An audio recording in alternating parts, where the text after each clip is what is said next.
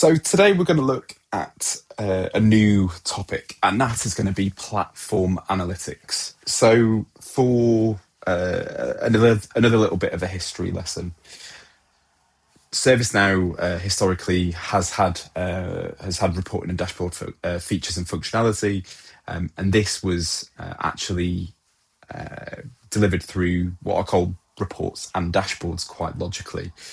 So there will be videos and other content of how to build those reports and dashboards on YouTube, and there'll be documentation about it. And probably in your instance, you'll have a load of reports and dashboards set up. But today we're going to focus on platform analytics. Another thing that's worth calling out, and we won't cover this today, is that there is another product called performance analytics. That gives you the ability to take snapshots of data over time, and then you can do more trend analysis. Again, it's a little bit complicated or confusing in terms of the terminology that ServiceNow can use sometimes. So if you see that on your instances as well, that is again a separate kind of area of the platform that is worth knowing about though. So platform analytics, what is it? Well, as you would expect, I've been talking about reports and dashboards for a little bit now. It's the engine that powers reporting and dashboards within ServiceNow. This won't be kind of too complicated as a session, but I just want to kind of show you around a few areas, introduce you to the concepts of platform analytics, and then we'll go deeper on other sessions. So if I go to the list navigator in the top left-hand corner and type platform analytics, I already was doing this before, you can see that we have a range of different options. So I'm just going to click into Analytics Center and show you some stuff rather than showing you the nitty-gritty of how to set all of this up. So I've clicked into a pre-made dashboard, and again, sounds fairly obvious, but this is a dashboard is a collection of multiple reports. So just a quick shout out at the top, we have these interactive filters. So we can set a filter at the top, and then depending on your settings, this can then drive the data that is presented underneath. So I'm going to clear this, and then this is going to update the information. And then underneath, we've got in these individual reports, and all of these are interactive. So it's the amazing thing about reports and dashboards in ServiceNow is that all of this is interactive, and we'll kind of show some examples later. But if I was to click on this legend here, I want to take off the addressable spend. There's only two options, so it's not as impressive, but that gives you a real-time update of the data, and that is the benefit and the beauty of bringing your reports and dashboards into ServiceNow. So the data is being updated in real time. So whatever you see right now is the actual real-time view of the data within ServiceNow. So that means that it's not like a spreadsheet that is out of date as soon as you produce it and circulate it. Another couple of things that's worth calling out.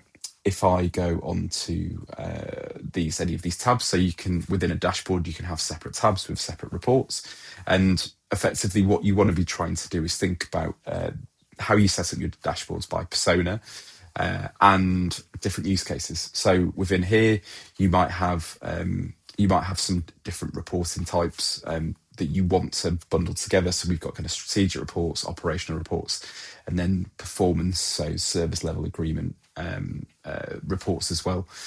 And you can kind of do exactly the same in terms of this inheritance of filters as well. So I'll move on into it in a second, just to show you another way that you can use these dashboards and how you can access them. But there's a range of kind of different visualizations and features that they can use, and I'll go into that in subsequent sessions. Now, this is within a a standalone dashboard view. But the other thing that is really powerful about dashboards and using platform analytics, which you can't do with the legacy reports and dashboards, is that you can show them within workspaces as well. So I'm going to choose Legal Counsel Centre because I know there's some decent demo data within here. So I am going to click on this little icon here. It might look different on different workspaces, but we can click on Analytics Center. And I'm going to click on this legal operations dashboard. So it was the same view as before. Now, we've already made this as an example dashboard with some demo data in. This is where it becomes a little bit more obvious in terms of that updating and interaction. So if I click on draft, take that out. The power of bringing these dashboards into your workspace is obviously, first, you are mostly likely going to be working in this workspace most of the time. So why not bring that dashboarding functionality into here as well? They are also featured on your home pages as well, as we've showed in some other sessions. But it's trying to get you to work in a slightly different way. So we discussed before that one of the drawbacks of reporting outside of the tool is that if you export the data and you then start manipulating and working with that data outside the system, it's out of date straight away. So you then need to bring it back into the system. Actually, what you're trying to do here is set up reports and dashboards that help you work more efficiently and understand how to navigate to the most important information for you.